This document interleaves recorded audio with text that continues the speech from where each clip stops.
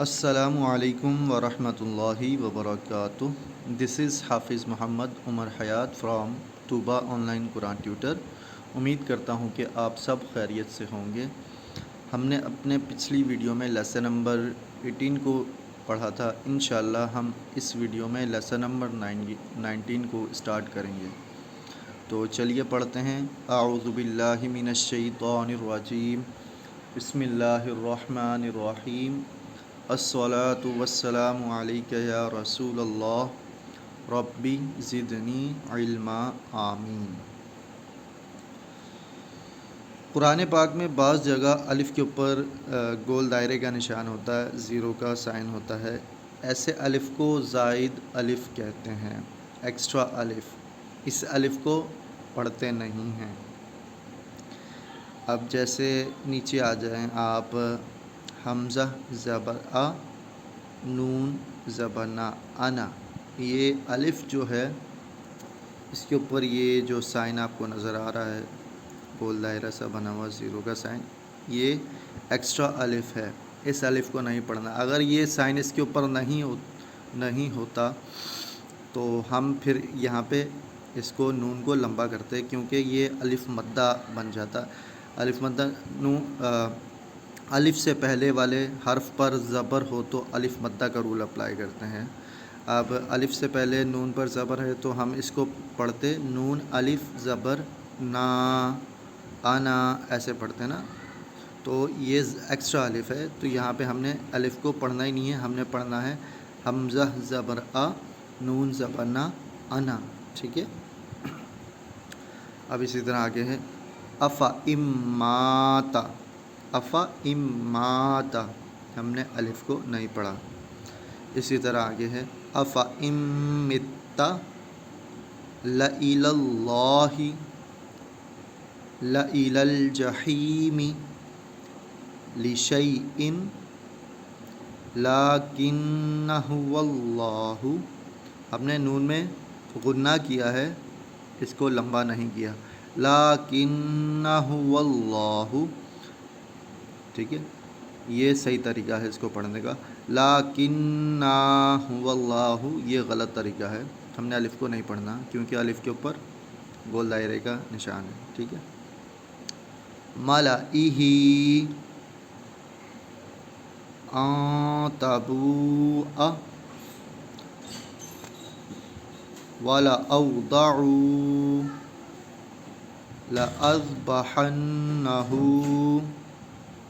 لَأَنْتُمْ مِن نَبَإٍ وَمَلَئِهِمْ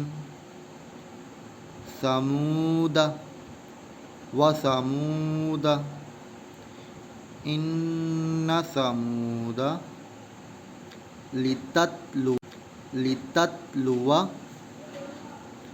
لَن نَّدْعُوَ